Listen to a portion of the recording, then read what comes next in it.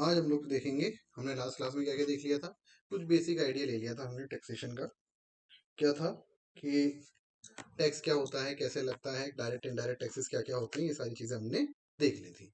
ठीक है, आज बेटा हम लोग देखने वाले, पेज आपको दिख रहा होगा 1.21, ये आपका लेटेस्ट मॉड्यूल है जो आईसीआई की साइट पे आपको अवेलेबल हो जाएगा। ठीक, इसके बाद हम देखते हैं इंपॉर्टेंट डेफिनेशंस। देखो बेटा, यहाँ पर डेफिनेशंस पहले क्यों कराई जा रही हैं। ठीक है, ऑल्दो बीच में आपको लगेगा कि मॉड्यूल जब आप देखोगे कि बीच में कुछ चीजें छोड़ दी गई हैं। ठीक है, बट हम बेटर अंडरस्टैंडिंग के लिए पहले आपको पता तो होना चाहिए किसको क्या कहते हैं। अगर हम टर्म्स ही नहीं समझ पाएंगे तो डिस्कशन आगे कैसे करेंगे। ठीक है, चलिए शुरू करते हैं। Important definitions, term defined in the act. ठीक है, एक चीज हमेशा याद रखना कि कहाँ बताई जाती है सारी डेफिनेशन, सेक्शन 2 में। ठीक है, असेसी, असेसी कौन होता है। ठीक, चलो देखते हैं। Assessee means a person by whom any tax or any other sum of money is payable under this act। कहने का मतलब जिस पर कुछ भी टैक्स लाइबिलिटी है या फिर वो उस पर कोई प्रोसीडिंग चल रही है इनकम टैक्स एक्ट में, उसे हम मानते हैं असेसी। ठीक है, तो आपको ये याद रखना है कि जब भी हम बात करेंगे किसकी, जब भी हम बात करेंगे टैक्सेशन की, कि भाई हमें टैक्स लगाना है। ठीक है, तो किस पर लगेगा टैक्स, असेसी पर। हम उसे क्या बोलते हैं, असेसी। ठीक है, अब किस पे लगता है, उसकी इनकम पे लगता है। क्यों, किसी और की इनकम उसके हाथ में असेस हो रही है, यानी अभी हम आगे देखेंगे एक प्रोविजन होता है क्लबिंग का, तो वो भी आता है। और लॉस अगर वो कोई क्लेम कर रहा है, और अमाउंट ऑफ रिफंड। आपको चार चीजें याद रखनी होती हैं। देखो क्या क्या हो गई। पहली हो गई आपकी इनकम, फिर किसी और की इनकम अगर उसके हाथ में टैक्सेबल हो रही है, और अगर वो कोई लॉस क्लेम कर रहा है या फिर रिफंड मांग रहा है, तो उस केस में हम उसे क्या बोलते हैं कि भाई वो असेसी है। ठीक है, और या फिर किसी को असेसी मान लिया गया है, डीम्ड। डीम्ड एक फिक्शन होता है बेसिकली। डीमिंग फिक्शन कहते हैं हम इसे। डीमिंग फिक्शन का मतलब होता है कि आपने माना या नहीं माना, बट स्टिल डिपार्टमेंट मानेगा। ठीक है, असेसमेंट, कंप्यूटेशन, जब टैक्स की कंप्यूटेशन होती है तो हम उसे कहते हैं असेसमेंट। ठीक है, हम उसे क्या कहते हैं, assessment. Person, section 2 subsection 31, definition of assessee leads us to definition of person as the former is closely connected with the latter। अब बेटा यहाँ थोड़ा सा ध्यान देने वाली बात है। क्या क्या होता है, चलो वन बाय वन चलते हैं। सबसे पहले हमारे पास आता है इंडिविजुअल। कौन आता है, इंडिविजुअल।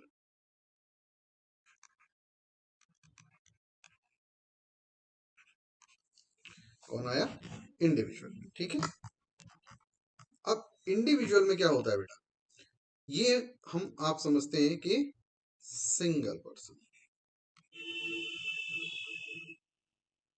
इस पर स्लैब लगता है। ठीक है, ठीक, और स्लैब के अकॉर्डिंग इस पर टैक्सेबिलिटी आती है। आजकल हमारी डिफॉल्ट स्कीम कौन सी है, 115 बीएसी, 115 बीएसी। ठीक है, ये डिफॉल्ट स्कीम है। अब बात करते हैं आगे। इंडिविजुअल के बाद आता है हमारा कौन, एचयूएफ। अब एचयूएफ क्या कहता है, एचयूएफ की फुल फॉर्म आपको पता होगी, हिंदू अनडिवाइडेड फैमिली। ठीक, हिंदू अनडिवाइडेड फैमिली। अब हिंदू अनडिवाइडेड फैमिली में दो तरीके की फैमिलीज आती हैं, मिताक्षरा और दया भागा।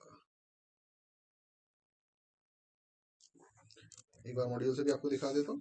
देखो, individual both male and female. ठीक है, माइनर और पर्सन ऑफ अनसाउंड माइंड को हम इंक्लूड करते हैं, but the assessment in such a case वो गार्जियन के नाम में होती है। ठीक है, एचयूएफ, देखो एचयूएफ की बात क्या होती है, को पार्सन यहाँ पर एक आपको हाईलाइट करके दिया हुआ, इसको देख लेंगे अभी क्या होता है। देखो, दया भागा स्कूल और मिताक्षरा फैमिली।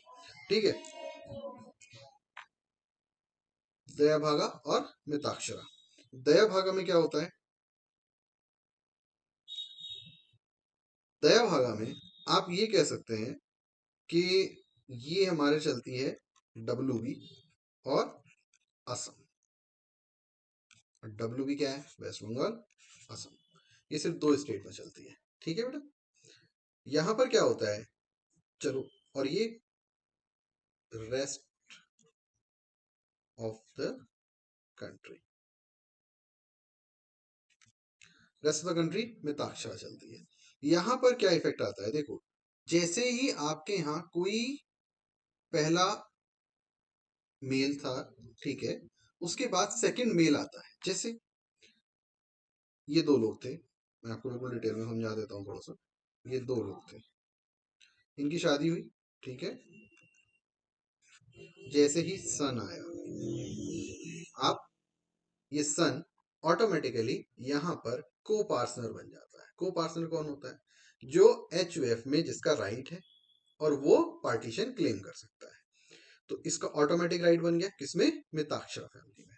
दया भागा में ऐसा नहीं होता बेटा। दया भागा में जब तक कि आपके एल्डर्स एल्डर्स हैं और एल्डर्स आपको अलाउ नहीं करते, अगर आपको अलाउ नहीं किया गया तो आपको कोई भी राइट नहीं मिलेगा।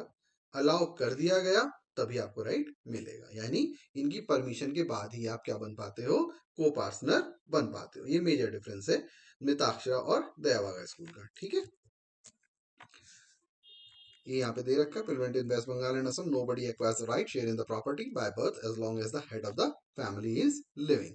Thus, the children do not acquire any right share in the family property as long as father is alive, and only on the death of his father the children will acquire right share in the property. Hence, the father and his brothers would be the co-partner of the HUF. Miss Laksha family में क्या होता है? Prevalent in the rest of the India, one acquires the right of the family property by his birth and not by succession, irrespective of the fact that his elders are living. Thus, every child born in the family acquires a right or share in the family property. ठीक है, चलिए अब इसके बाद दिया हुआ है section में कंपनी। सेक्शन है 2 सबसेक्शन 17। कंपनी आप अच्छे से समझते होंगे, कंपनी लॉ कॉर्पोरेट लॉ पढ़ा होगा थोड़ा बहुत, ठीक है। और अगर नहीं पढ़ा है तो चलो जितना यहाँ जरूरी है उतना पढ़ लेते हैं। Any Indian company as defined in section 2 subsection 26 किसके? कंपनीज एक्ट के। कंपनीज एक्ट सेक्शन 2 सबसेक्शन 26 बताता है कि कंपनी किसे कहा जाएगा। देखो जो करंटली कंपनीज एक्ट है ना 2013 वाला, वो सिंपली इतनी सी बात कहता है कि जो कंपनी यहाँ पर एज अ कंपनी रजिस्टर्ड है या फिर किसी प्रीवियस एक्ट में रजिस्टर्ड थी, प्रीवियस कौन सा था? 1956 वाला, ठीक है। तो उसके अकॉर्डिंग जो भी रजिस्टर्ड है उन्हें हम कंपनी मानेंगे, ठीक है। Any body corporate incorporated by or under law of the country outside India, any foreign company. अगर इसी तरीके का कोई कॉरस्पॉन्डिंग लॉ फॉरेन कंट्री में और उसमें आपका क्या रजिस्टर्ड है? कंपनी रजिस्टर्ड है, तो उसे हम क्या बोलेंगे? फॉरेन कंपनी, ठीक है। एनी इंस्टीट्यूशन एसोसिएशन और बॉडी विच इज असेसेबल और assessed as a company for any assessment year under the Indian income tax act, ठीक है। 1922 ये कहने का मतलब सिंपल सी बात है, जिसे हमने यहाँ कंपनी मान लिया। Any institution AOP sorry any institution association और बॉडी वेयर इनकॉर्पोरेटेड और नॉट एंड वेदर इंडियन और non Indian which is declared by general special order, यानी किसी स्पेशल ऑर्डर के थ्रू उसको कंपनी माना गया है। अब classes of companies. Classes of companies को बेटा मैं जल्दी से आपको वैसे समझा देता हूँ, रीडिंग इससे बाद में कर लेंगे, ठीक है। चलो देखते हैं। अब आती है बात कंपनी की। कंपनी क्या कहती है? देखो कंपनी के केस में अगर आप देखोगे तो मान लो आपकी एक कंपनी है, इसको हम बाइफरकेट कैसे करते हैं? बाइफरकेट करने का तरीका क्या है? एक होती है डोमेस्टिक कंपनी और एक होती है फॉरेन कंपनी, ठीक है। Domestic company, foreign company. Domestic company में दो कंपनी आती हैं, एक इंडियन कंपनी। देखो इंडियन कंपनी तो ऑलवेज डोमेस्टिक कंपनी होगी, और अगर कोई फॉरेन कंपनी है और वो कोई ऐसा अरेंजमेंट करती है कि वो डिविडेंड इंडिया में डिस्ट्रीब्यूट कर सके, तो उसे हम क्या बोलते हैं? यानी उसने डिविडेंड डिस्ट्रीब्यूशन अरेंजमेंट करा हुआ है, तो भी हम उसे डोमेस्टिक कंपनी की तरह ही ट्रीट करते हैं। और फॉरेन कंपनी क्या होती है? जो रजिस्टर्ड है आउटसाइड इंडिया, उसे हम बोलते हैं फॉरेन कंपनी, ठीक है। चलो Indian company formation registration office location company registered. देखो formation registration the company should have been found and registered under the companies act 1956, ठीक है। अब 1956 को 2013 भी कह सकते हो आप currently. Office location the company registered principal office should be in India, उसे हम कहते हैं डोमेस्टिक कंपनी। फॉरेन कंपनी के केस में चलो आपको ये मिल ही गया यहाँ पर जैसे मैंने बनाया था। Classes of companies domestic company, Indian company, company which has made arrangement for declaring and paying dividend within India out of the income chargeable to tax in India. क्या लिखा है, arrangement for declaring and paying dividend, ठीक है। A company which is not a domestic company called foreign company, ठीक है। अब company के case में बेटा वाइडली हेल्ड, क्लोजली हेल्ड, ये वर्ड याद रखना है क्योंकि कई बार लॉ जो है वो क्लोजली हेल्ड बोलेगा आपको जब आप पढ़ोगे अदर सोर्सेज वाला हेड, तो वहां क्लोजली हेल्ड का सेक्शन 2 सबसेक्शन 22 ABCDE में आता है, ठीक है। तो वहां पर आता है, तो वहां पर हम क्लोजली हेल्ड पढ़ते हैं, ठीक है। तो यहां पर हम देखते हैं, चलो वाइडली हेल्ड, वाइडली हेल्ड का मतलब कि उसके ओनर बहुत जरा से नहीं है, बहुत सारे हैं, बहुत सारे, ठीक है। तो वाइडली हेल्ड, ठीक, तो वाइडली हेल्ड कौन सी होती है, पब्लिक कंपनी, ठीक है। पब्लिक कंपनी में वाइडली हेल्ड कहते हैं और प्राइवेट कंपनी को हम कहते हैं क्लोजली हेल्ड। अब और क्या हो सकता है, गवर्नमेंट RBI की ओनरशिप हो सकती है, जैसे बैंकिंग कंपनीज होती हैं। Company under section 25 of the companies act 1956, ठीक है। अब ये सेक्शन 8 का आ जाता है, बेसिकली किसी चीज को प्रमोट करने के लिए काम करती है। कोई शेयर कैपिटल नहीं है, declared by the CBDT, mutual benefit finance company, Nidhi companies कहते हैं जिन्हें हम, कोऑपरेटिव सोसाइटी, ओनरशिप और public limited company. Public limited company में चार बाइफर्केशन बताए गए हैं। चार बाइफर्केशन क्या है, गवर्नमेंट कंपनी हो सकती है, स्टैट्यूटरी कॉर्पोरेशन हो सकती है। स्टैट्यूटरी कॉर्पोरेशन कैसे, LIC हो गई, ठीक है, इंश्योरेंस कंपनी है, राइट, क्या नाम है, लाइफ इंश्योरेंस कॉर्पोरेशन। तो ये एक इंश्योरेंस कंपनी है, बट ये किसके अंडर आती है, LIC एक्ट के अंदर आती है। Company in which public are substantially interested, जिसमें पब्लिक सब्सटेंशियली इंटरेस्टेड है, यानी पब्लिक कंपनी, ठीक है। जितनी भी लिस्टेड कंपनीज होती है सब क्या होती है, पब्लिक कंपनीज। और एनी होली ओन्ड सब्सिडरी और कंपनी मेंशन इन सी, अगर किसी पब्लिक कंपनी की कोई सब्सिडरी है, ठीक है, और Holi own subsidiary, Holi own subsidiary का मतलब होता है 100% शेयर उसी कंपनी के पास है, तो उसे हम क्या बोलते हैं, क्या बोलेंगे, पब्लिक कंपनी। क्लोजली हेल्ड, आगे देखिए, क्लोजली हेल्ड का कंपनी कौन सी होती है, company in which public are not substantially interested, any company that does not meet the criteria for being classified as widely held company is considered closely held company. जो company वो criteria पूरा ना कर पाए जिसे जिसके थ्रू हम उसे वाइडली हेल्ड कहते हैं, तो हम उसे क्या बोलते हैं, क्लोजली हेल्ड। फर्म का केस आता है, चलिए अब फर्म क्या होती है, देखो बेटा फर्म के केस में आपको, चलो नीचे दे रखा है एक चार्ट, बता देता हूँ। अब बेटा देखते हैं फर्म का केस क्या होता है। फर्म का केस कहने का मतलब, देखो सिंपल सी बात है, फर्म के केस में हमारे पास पहले तो एक ही फर्म, फर्म मतलब पार्टनरशिप फर्म, पहले तो ये याद रखो, firm means equals to partnership firm. अब पार्टनरशिप फर्म को जब आप देखते हो तो बेटा इसमें दो तरीके की फर्म्स होती हैं। एक होती है आपकी जनरल पार्टनरशिप,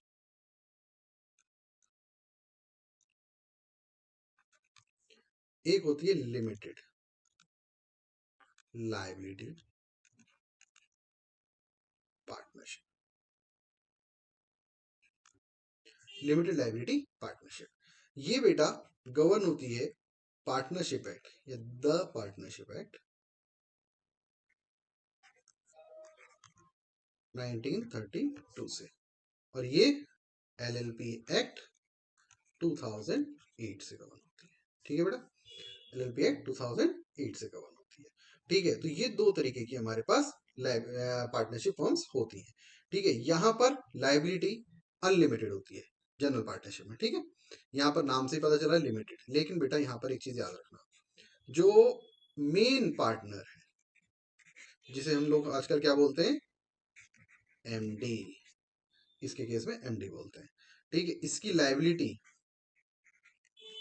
अनलिमिटेड होती है, क्या होती है, अनलिमिटेड। और अदर पार्टनर्स की बात करें तो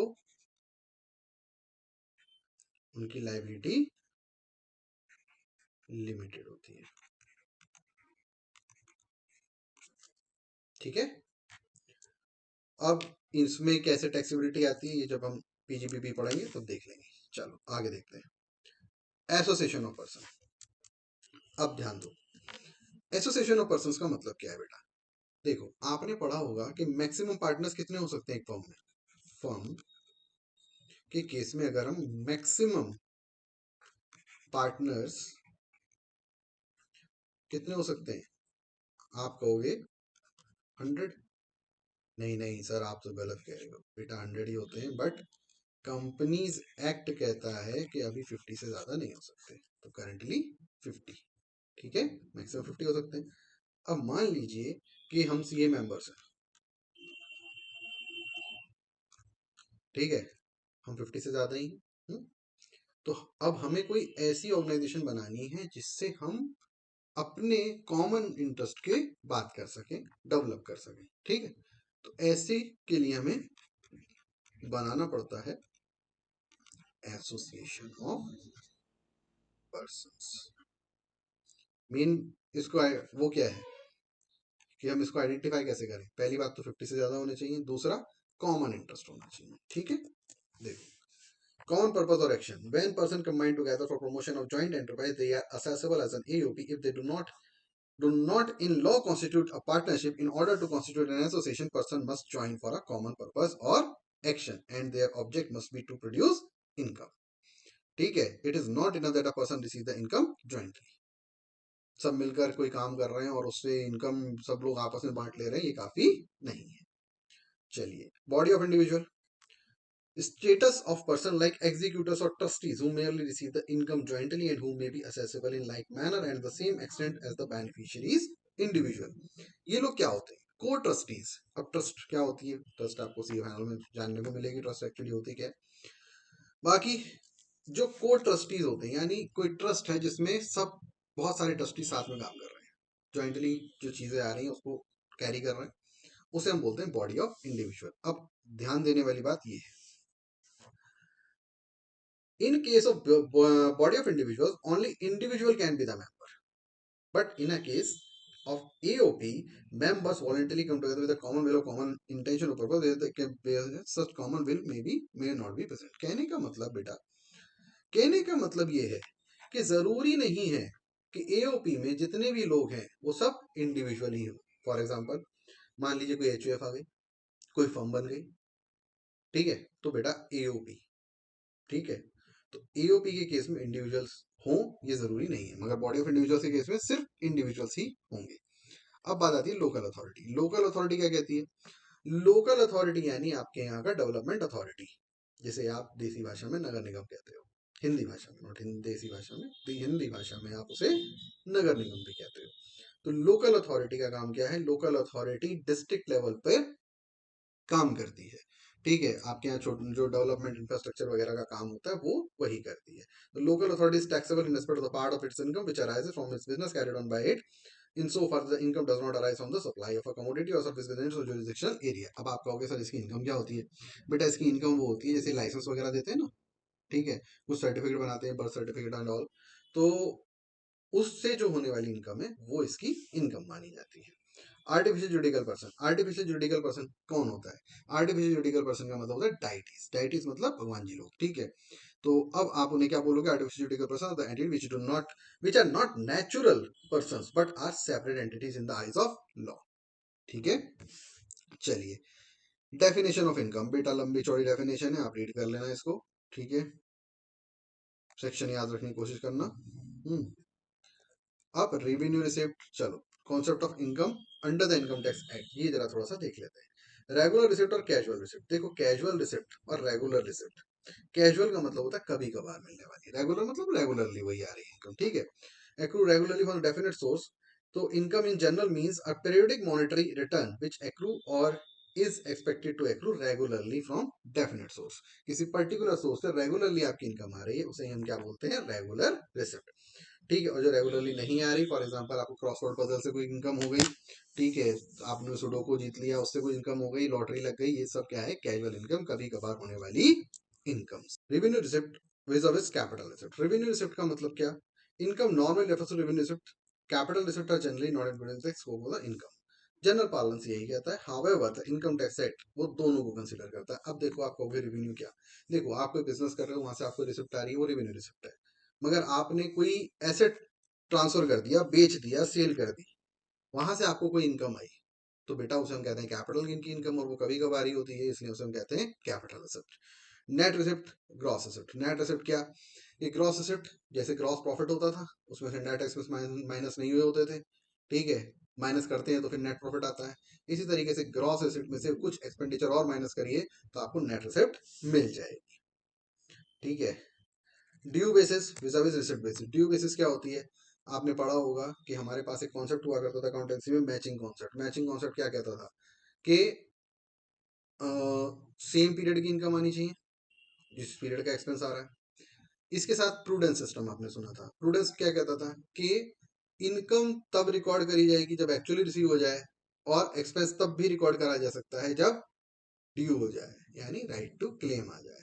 ठीक है, ऑल्दो इंडिया इससे अलग कहता है, बट ड्यू बेसिस वही होता है। Application of income विज़ diversion of income. Application of income और डाइवर्जन ऑफ इनकम। देखो, एप्लीकेशन ऑफ इनकम, देखिए मान लीजिए आपकी भी कोई इनकम आने वाली है, आपको लगता है कि मुझे चैरिटी करनी चाहिए, आपने सारी इनकम चैरिटी में कर दी, तो क्या टैक्स नहीं लगेगा? टैक्स फिर भी लगेगा। क्यों लगेगा? रीजन क्या है? आप इनकम कमाने के बाद उसका क्या करते हो? डिपार्टमेंट और गवर्नमेंट को उससे कोई मतलब नहीं है। आपने इनकम कमाई है तो उसका टैक्स आपको देना पड़ेगा।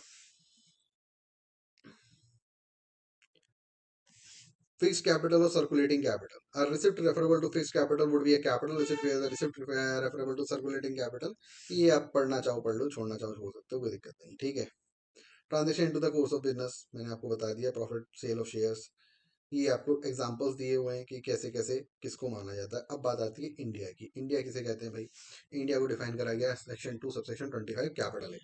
Term India means the territory of India as per article 1 of the constitution. ठीक है। It is territorial water.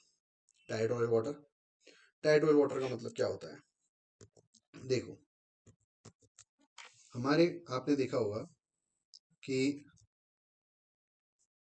हमारा जो नीचे वाला पार्ट है कंट्री का, वो ऐसा कुछ है, राइट? तो बेटा, यहाँ जो लैंड है ये तो इंडिया है ही है। ठीक है। यहाँ से 12 नॉटिकल माइल्स, नॉटिकल माइल्स, चलो मैं ऐसे लिखता हूँ, nautical miles, 12 nautical miles. Nautical miles को क्यों नॉटिकल माइल्स क्यों बोला गया? क्योंकि बेटा सी को नॉटिकल माइल्स में ही मेजर किया जाता है। ठीक है, तो 12 नॉटिकल माइल्स तक हम इसे मानते हैं TWI, territorial water of India. तो यहाँ तक जो टेरिटोरियल वाटर है, ये 12 नॉटिकल माइल्स का पार्ट, इसको भी हम इंडिया ही कंसीडर करते हैं। ठीक है। इसके बाद आता है कॉन्टिनेंटल शेल्फ। अब कॉन्टिनेंटल शेल्फ क्या होता है? अब आप भाई बात बताइए, यहाँ पर श्रीलंका है, इन दोनों के बीच का डिफरेंस अप्रॉक्स 25 किलोमीटर या नॉटिकल माइल्स जो भी कहो वो है। ठीक है। तो यहाँ पर ये जो डिफरेंस है, अब यहाँ पर ऑल ऑफ अ सडन तो एकदम से ऐसा नहीं होगा ना कि गायब हो जाएगी लैंड। तो धीरे धीरे धीरे सी का लेवल बढ़ता जाता है। ठीक है। और लैंड थोड़ी नीचे जाके खत्म होती है। तो ये जो पार्ट है ना, जो लैंड तो है मगर कम होता जा रहा है, इसी को हम बोलते हैं कॉन्टिनेंटल, कॉन्टिनेंटल शेल्फ। ठीक है। ये थोड़ा सा याद रखना, जीएसटी में भी काम आएगा। ठीक है। अब ईईजी, एक्सक्लूसिव इकोनॉमिक जोन। बेटा ये कुछ एरिया ऐसा होता है जो कस्टम एरिया होता है, यानी 200 नॉटिकल माइल्स तक। ठीक है। हमारा कस्टम एरिया होता है। तो कस्टम एरिया में अगर कोई ऐसा पॉइंट मिल जाए, जैसे कि हमारे को ऑयल रिग्स लगे हुए हैं ओएनजीसी के, ठीक है, जिससे ऑयल एक्सट्रैक्ट करा जाता है, तो उसे हम एक्सक्लूसिव इकोनॉमिक जोन डिक्लेयर कर देते हैं। Any other specified maritime zone and air space above it's territory and territorial water, यानी हमारा लैंड जहाँ पर है, जैसे इस वाले केस में हमने देखा कि यहाँ पर लैंड था, तो इस लैंड के ऊपर का जो एनवायरनमेंट है, यानी जो एयर है, वो भी तो हमारा ही है। एयर, अब आप कहोगे सर एयर हमारी है कैसे? बेटा एक बात बताइए, अगर मान लीजिए कि यहाँ पाकिस्तान है कोने में कहीं, यहाँ बांग्लादेश है, राइट? इसको फ्लाई करना है प्लेन, तो वो हमारा एयर स्पेस एरिया के थ्रू जाता है, एयर स्पेस एरिया के थ्रू यहाँ जाता है। ठीक है। अगर हम ये अलाउ ना करें तो फिर पाकिस्तान को यहाँ से घूम के यहाँ जाना पड़ेगा। ठीक है। तो इसके ऊपर का एरिया भी हमारा ही है। एग्रीकल्चर इनकम, एग्रीकल्चर इनकम में arise in any one of the following 3 ways. क्या क्या है भाई, देखते हैं, आ जाओ। पहला तो एग्रीकल्चर से आए। हम्म फिर process ordinarily employed to render the produce fit to be taken to the market. पहला तो बिल्कुल रॉ बिक गया, बिल्कुल सीधे सीधे बेच दिया। ठीक है। फिर क्या हुआ? आपने कुछ उस पर प्रोसेस करा ताकि वो मार्केट में बिकने लायक बन जाए। ठीक है। और sale by cultivator or receiver of rent in kind of such agriculture produce raised or received by him in respect of which no process has been performed other than a process of the nature mention point B है वो। कहने का मतलब क्या है कि sale by cultivator or receiver, of such agriculture produce raised or received by him in respect of which no process has been performed other than a process of nature performed। कहने का मतलब बेटा जो सी पॉइंट है ना थोड़ा सा समझना। देखो मैं आपको बताता हूँ। वीट की जब हम बात करते हैं, देखो वीट की बात करते हो, ठीक है, तो वीट का पौधा होता है, उसको पीट कर गेहूं अलग कर दिया जाता है, ठीक है। अब तो थ्रेशर से करते हैं। तो ये हो गया, एक तो प्रोसेस ये हो गया। एक आपका हो गया पोटैटो, बाहर निकाला और सीधे सेल। पहला तो ये हो गया। सेकंड, थोड़ा सा प्रोसेस करा मगर उससे उसकी कुछ चेंज नहीं आया तो उसे वो बेच दिया। अब थर्ड क्या है कि उसकी कंडीशन ही चेंज करनी पड़ती है। जैसे राइस, राइस के केस में पैडी आता है, पैडी से राइस निकाला जाता है, ठीक है, ब्राउन सा वो होता है, उसको क्लीन करके तब उसमें से राइस निकलता है। तो ये प्रोसेस भी एग्रीकल्चर में ही कंसीडर करते हैं, ठीक है। अब एग्रीकल्चर पर्पसेस के लिए आपने रेंट पर दे दी, यानी आप खुद उस पर काम नहीं कर रहे, आपकी जगह पर कोई और रेंट पर आपसे लीज पर लेकर आपकी खेती, आप क्या खेती कर रहा है, ठीक है, और कुछ पार्ट आपको दे देता है, तो उसे भी एग्रीकल्चर इनकम ही मानेंगे। Income drive agriculture. चलो basic operation, those operation by agriculture which is absolutely necessary to purpose, ये मैंने आपको समझा दिया है, वैसे एक बार रीड कर लेते हैं। Those operations by agriculture which are absolutely necessary for the purpose of effectively raising produce from the land are the basic operations. और operations to be performed after the produce sprouts of the land, weeding, sorry, digging, and subsequent operations. These subsequent operations would be agriculture operations only when taken in conjunction with and as a continuation of the basic operation। कि भाई उसके बाद भी सिर्फ इसी ने करा जा रहा है कि वो सिर्फ कंटिन्यूशन में ही है। जैसे हमने पैडी तक पहुंचे और फिर पैडी से राइस में राइस निकाला, ठीक है। Process ordinarily employed to render the product produce fit to be taken to the market. तो सिंपल सी आपको बात याद रखनी है ये। चलिए आगे चलते हैं।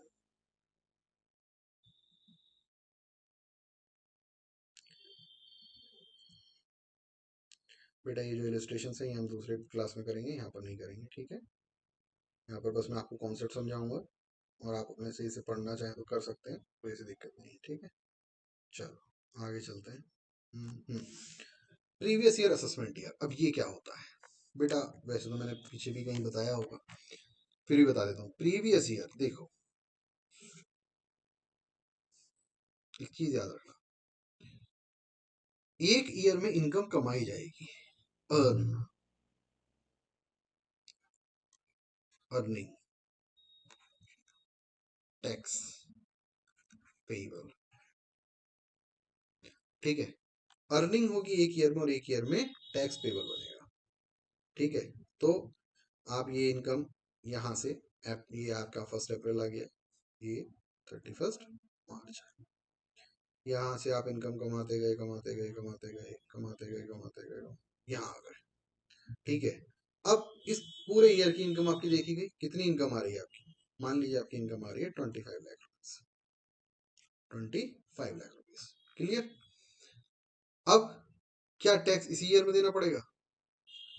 इस 25 लाख पे क्या आपको इनकम इसी ईयर में देना पड़ेगा? अभी के लिए मान लीजिए कि इस ईयर की इनकम, जो बेसिक रूल है टैक्सेशन का, वो ये है कि इस पे इनकम पे टैक्स आपको देना पड़ेगा इस ईयर में। तो ये हो गया हमारा प्रीवियस ईयर, यानी जिस ईयर में इनकम अर्न करी, और जिस ईयर में उसकी असेसमेंट हुई उसे बोला गया असेसमेंट ईयर, ठीक है। प्रीवियस ईयर 24-25, असेसमेंट ईयर 25-26, ठीक है।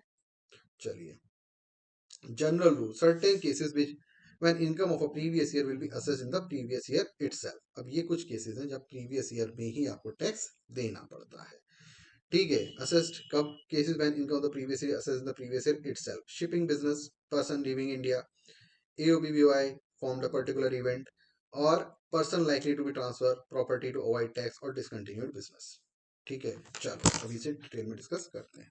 चलो बेटा देखो, shipping business of non resident, आपको पता होगा वो मूवी देखिए पायरेट्स ऑफ द कैरिबियन, वहां पे शिप आते हैं, शिप की सारी कहानी चलती रहती है, ठीक है। ऐसे ही क्या होता है कि शिप आया, हमारे यहाँ से कुछ सामान उतारा हमारे यहाँ, और हमारे यहाँ से कुछ सामान ले गया। अब जो सामान हमारे यहाँ से ले गया, फॉर एग्जाम्पल, चलो थोड़ा सा डिटेल में समझा देता हूँ आपको। होता क्या है कि एक वेसल है, ठीक है, ये वेसल लोड होके हमारे यहाँ आ रहा है। अब इसको क्या मिल रहा है, इसको हमारे यहाँ से दिया जा रहा है फ्रेट। किस लिए दिया जा रहा है, क्योंकि ये वेसल जा रहा है यहाँ से नॉर्थ अमेरिका, ठीक है, नॉर्थ अमेरिका जा रहा है। अब नॉर्थ अमेरिका जा रहा है और हमारे यहाँ से सामान लेकर जा रहा है, ठीक है। अब जो इसने हमारे यहाँ से सामान लिया, वो इनकम कहाँ की बनी, इंडिया की, तो टैक्स कहाँ लगेगा, टैक्स दो इस पर। हम्म अब वो कह रहा है भाई मैं साल के आखिरी में टैक्स दिया जाता है, असेसमेंट ईयर में टैक्स ले लेना। हम कह रहे हैं भाई हमें क्या पता तुम आओगे नहीं आओगे, तो उसके लिए हम टैक्स उसी टाइम ले लेते हैं, प्रीवियस ईयर में, ठीक है। डिटेल में इसको डिस्कस करेंगे पीजीबीपी के चैप्टर में। पर्सन लिविंग इंडिया, अब एक स्मार्ट बंदा है, इसी से रिलेट कर देते हैं, चलो। ये बंदा है, ये कह रहा है कि यार मेरे को ना नॉर्थ अमेरिका जाना है और प्लेन बड़ा महंगा पड़ रहा है, मैं वैसे से चला जाऊंगा, 1 महीने में पहुंच ही जाऊंगा। चलो जी, अब ये इससे जाने लगा, बैठ गया यहाँ पे जाके। अब ये परमानेंटली जा रहा है, अब हमें नहीं पता ये आएगा कि नहीं आएगा। तो हमने क्या कहा कि भाई किस दिन जा रहे हो, वो बोला साहब मैं 30 सितंबर में जा रहा हूँ। तो अप्रैल टू सितंबर तो वो इंडिया में था, इंडिया में अर्निंग कर रहा था। तो हमने कहा इस 6 मंथ्स का जो टैक्स बनता है ना बेटा, वो डिपॉजिट कर जाऊंगा, हमें नहीं पता तुम आओगे नहीं आओगे, ठीक है। तो उसी पीरियड में ले लिया जाता है। दूसरा होता है AOP BOI, artificial judicial person found for a particular event और पर्पस। देखो एओपी बीओआई किसी पर्टिकुलर पर्पस के लिए बना है, पर्पस कंप्लीट हो गया तो भाई पैसे दे दो। आर्टिफिशियल जुडिकल पर्सन, अब आप कहोगे सर ये तो भगवान जी लोग होते हैं, आर्टिफिशियल जुडिकल पर्सन डाइटिस होते हैं। अब बेटा आपको पता होगा कि जैसे अभी कुंभ मेला लगने वाला है, महाकुंभ लगेगा प्रयागराज में। अब वहां से जो इनकम आएगी मंदिरों को, टेम्पल्स, मंदिर को इनकम आ रही है, वो इनकम किसकी है, डाइटिस की, इनके नाम पर ही आती है। भगवान जी लोगों के लिए तो आती है, ठीक है, या पंडित जी लोगों के लिए आती है, नहीं भगवान जी के नाम पर आती है, ठीक है। तो बेटा ये पर्टिकुलर इवेंट है, 2 महीने 3 महीने चलेगा, तो उसकी टैक्सेबिलिटी उसके अकॉर्डिंग उसी पीरियड में हो जाएगी। Person likely to transfer property to avoid tax. अब क्या हुआ, ये एक पर्सन है, इसकी एक प्रॉपर्टी पड़ी हुई थी यहाँ पर, इसने बता नहीं रखी थी। अब इसे लग रहा है कि डिपार्टमेंट को पता चल जाएगा कि ये प्रॉपर्टी इसकी है और इस पे टैक्स बन जाएगा। इसने क्या करा, जल्दी से इसे ट्रांसफर कर दी। तो कि भाई देखो मेरे पास तो थी ही नहीं। तो उन्होंने कहा भाई साहब ऐसा है कि आप अवॉइड करने के लिए कर रहे हो, तो इस पे टैक्सेबिलिटी आपकी आएगी और आपको ही अभी के अभी पैसे देने पड़ेंगे। डिसकंटिन्यूड बिजनेस, डिसकंटिन्यूड बिजनेस हमने पढ़ा है concept going concern. Going concern क्या कहता है, गोइंग कंसर्न ये कहता है कि टाइम टू टाइम चलते लोग आते रहेंगे जाते रहेंगे, बट बिजनेस कंटिन्यू रहेगा। अभी कह रहे डिसकंटिन्यूड बिजनेस, मान लीजिए आपका कोई बिजनेस था, आपने सोचा कि 30 सितंबर तक चलाऊंगा और 30 सितंबर को इसको क्लोज कर दूंगा। अब सरकार क्या कहेगी, अब ये कहेगी साहब देखो मेरे पास तो था ही नहीं और मेरा तो बिजनेस ही बंद हो गया। वो कह रहे भाई साहब ये जो 6 महीने आपने बिजनेस चलाया ना, इसके पैसे अभी दे दो, हमें नहीं पता बाद में आप हाथ लगो या नहीं लगो, ठीक है। चलो ये सारी चीजें हमने मोरलेस समझ ली हैं। ये 172 आपको जो दिया हुआ है section person living India and all, section आपको याद बहुत ज्यादा नहीं रखने हैं क्योंकि बेटा सारे सेक्शन आप याद रख भी नहीं पाओगे, ठीक है। चलो अब आगे चलते हैं, ठीक, चलो। अब ये क्या कह रहा है, अनडिस्क्लोज सोर्सेज ऑफ इनकम। जैसे अभी मैंने लास्ट एग्जांपल लिया, सेकंड लास्ट, कि प्रॉपर्टी पड़ी थी और किसी को ट्रांसफर कर रहे हैं अवॉइड करने के लिए टैक्सेशन। इसी तरह की कुछ चीज़ें होती हैं बेटा, अनडिस्क्लोज सोर्सेज, कि आपने अमाउंट बोरो करा या रीपे करा ऑन हुंडी, ठीक है। Unexplained expenditure, investment etcetera not fully disclosed, unexplained money, unexplained investments और कैश क्रेडिट। देखो कैश क्रेडिट से शुरू करते हैं, सेक्शन 68। सेक्शन 68 क्या कहता है, कैश क्रेडिट्स, कि भाई आपके पास कैश है, और आप ये नहीं बता पा रहे असेसिंग ऑफिसर को कि ये कैश आपके पास आया कहाँ से, ये पैसा आपके पास आया कहाँ से, तो सरकार क्या मानेगी कि भाई गलत है, पैसा आपने कहीं गलत सोर्स से कमाया है, तो अकॉर्डिंगली उसको टैक्स लगाया जाएगा। इसमें क्या क्या हो सकता है, अनएक्सप्लेन्ड लोन। देखो ये चलो मैं आपको थोड़ा ऑडिट के पर्सपेक्टिव में बता देता हूँ कि बेटा कभी कभी ना कोई लोन दिखाई देगा फाइनेंशियल स्टेटमेंट में, लोन दिखाई देगा और आप असेसी मतलब अपनी पार्टी या क्लाइंट से पूछोगे कि भाई ये लोन किस बात का आ रहा है, ठीक है, वो कहेगा कि अरे वो हमारे दोस्त थे, हमारे ये थे, फलाना थे। अब हम क्या कहें, हम कहेंगे डॉक्यूमेंट दिखाओ भाई, प्रॉपर डॉक्यूमेंटेशन तो होना चाहिए। वो कहेगा अरे नहीं नहीं हमारी तो बातचीत ऐसी ओरली हुई थी। तो आप क्या लिखोगे कि भाई यहाँ पर डाउट है, ठीक है, दाल में कुछ काला है, चेक करो ये रूट कर रहे हैं ब्लैक मनी को, ठीक है। अनएक्सप्लेन्ड शेयर कैपिटल और प्रीमियम,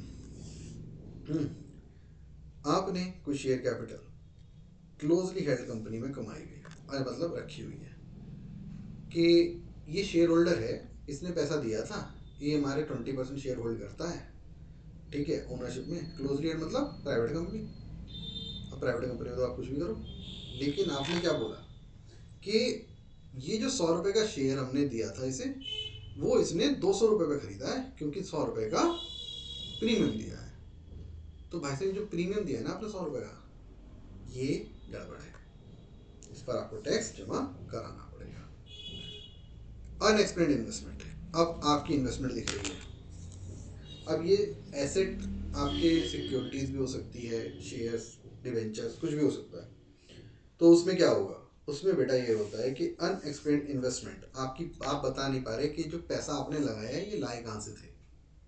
तो जब आप ये नहीं बता पा रहे कि पैसा आया वो लगा कहाँ से रहे थे, तो फिर अनएक्सप्लेन्ड इन्वेस्टमेंट माना जाएगा और उस पर टैक्स लगेगा। अनएक्सप्लेन्ड मनी, वही कि आपके पास बुलियन मिला, ज्वेलरी मिली, वैल्यूबल आर्टिकल। बुलियन क्या होता है, purest form of gold, 99.99% gold होता है, बिस्किट होते हैं, ठीक है, उसी को कहते हैं मतलब आपका बुलियन, ठीक है।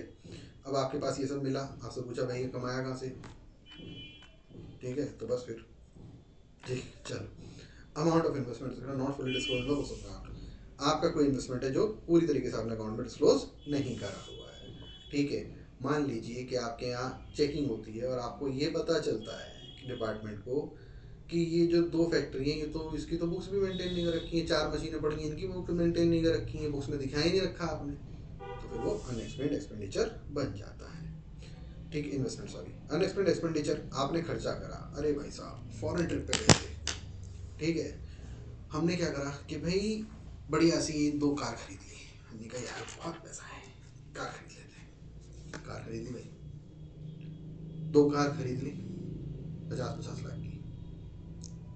और काम क्या करते हो आप साहब, एक बंदा है, ठीक है, और उसके साथ हम ना पार्टनरशिप में काम करते हैं। अच्छा, वो पार्टनरशिप में क्या काम करता है भाई, वो ना ये कुछ फ्रेंचाइज ले रखी है कुछ कपड़ों की। अच्छा, कितना टाइम हुआ बिजनेस शुरू हुए, 7-6 महीने, वाह भाई ये धंधा हमें भी सिखाओ, तो 6 महीने में 1 करोड़ की गाड़ियाँ खरीद रहे हो। ये होता है unexpected expenditure. Amount borrowed or repaid on hundi, where any amount is borrowed on hundi or any amount due thereon is repaid other than through an account by check drawn or bank, the amounts of borrowed and repaid shall be deemed to be income of the person borrowing or repaying for the previous year in which amounts were borrowed as the case may be। बेटा देखो कई बार क्या होता है, आपने bills of exchange पढ़ा है, bill के बेस पर आपने ले लिया मगर अकाउंट में शो नहीं करा, सिंस आपने अकाउंट में शो नहीं करा हुआ तो पता ही नहीं चल रहा, आप कैश में सारा काम कर रहे हो यानी कच्चे में कर रहे हो, तो ये अमाउंट बोरोड और रिपेड दोनों ही गलत है। रेट ऑफ टैक्स, अब थोड़ा सा ध्यान देना, ये आपको याद रखना है। इनकम टैक्स में बेटा देखो, पहले तो मैं आपको बता दूं 3 तरीके के यहाँ पर मॉड्यूल में आगे दिया हुआ है, यहाँ पर नहीं दिया हुआ, देखो हमने मॉड्यूल से पढ़ा है, ठीक है, तो आगे दिया हुआ है, चलो देखते हैं टैक्स में रेट कितने तरीके के होते हैं। जब हम बात करते हैं बेटा टैक्स रेट्स की, इसकी बात कर रहे हैं टैक्स रेट की, चलो टैक्स रेट की बात करते हैं भाई, टैक्स। तो टैक्स रेट को जब हम बाइफरगेट करते हैं। एक होता है हमारा जनरल, जैसे कि स्लैब सिस्टम, ये किस पर एप्लीकेबल होता है, इंडिविजुअल एंड एचयूएफ, ठीक। एक होता है flat rate, for example company, company के केस में 30% ऑब्लिक 40% और समहाउ कुछ केसेस में 25% एज द केस में भी, ठीक। फर्म के केस में आपका 30% है, ठीक है। अब इसके बाद आपका आता है स्पेशल रेट्स। स्पेशल रेट्स में क्या आता है, स्पेशल रेट्स में फॉर एग्जांपल आपने कोई प्रॉपर्टी थी वो बेच दी है, ठीक है, उस पर आपको हो गया लॉन्ग टर्म कैपिटल गेन। क्या होता है कि मतलब आपका एक पीरियड होता है, उससे ज़्यादा का हो तो लॉन्ग टर्म माना जाता है, ठीक है। क्या होगा चैप्टर में देखेंगे। लॉन्ग टर्म कैपिटल गेन आपकी टैक्सेबिलिटी है 20%, फ्लैट स्पेशल रेट किसके लिए, सिर्फ लॉन्ग टर्म कैपिटल गेन के लिए, एसटीसीजी, ठीक है, 30%।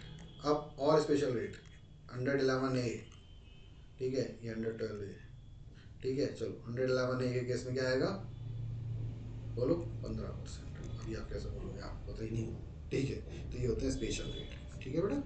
चलो अब ये तो हो गए टैक्स रेट। अब टैक्स रेट पर अगर आप कुछ अलग कुछ ज़्यादा ही कमा रहे हो तो भाई जरा थोड़ा सा हमें भी ज़्यादा दे दो, सरकार ये कहती है, उसे हम बोलते हैं सरचार्ज।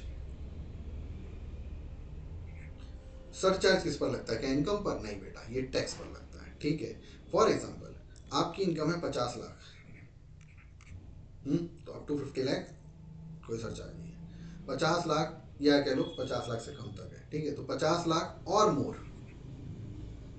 अब more but up to 1 CR, तो एक रेट है सरचार्ज का, वो लगेगा। पहले हम इस पर टैक्स निकालेंगे, मैं अभी रेट डिस्क्लोज नहीं कर रहा हूँ डेलिबरेटली, ठीक है। तो 50 लाख पे टैक्स निकाला, जो टैक्स आया, ठीक है, वो टैक्स लेने के बाद उस टैक्स पे आपने सरचार्ज लगाया, ठीक है। तो ये सरचार्ज ऐड करा, प्लस इसमें हैक ऐड करेंगे, ये 4% होता है हमेशा, ठीक है। तो बेटा ये जो है तब आपकी पूरी टैक्स लायबिलिटी निकल कर आती है। चलें आगे, ये सारा आपका रेट का सिस्टम है। इधर रखा आपको हैक, ठीक है, 4%, सरचार्ज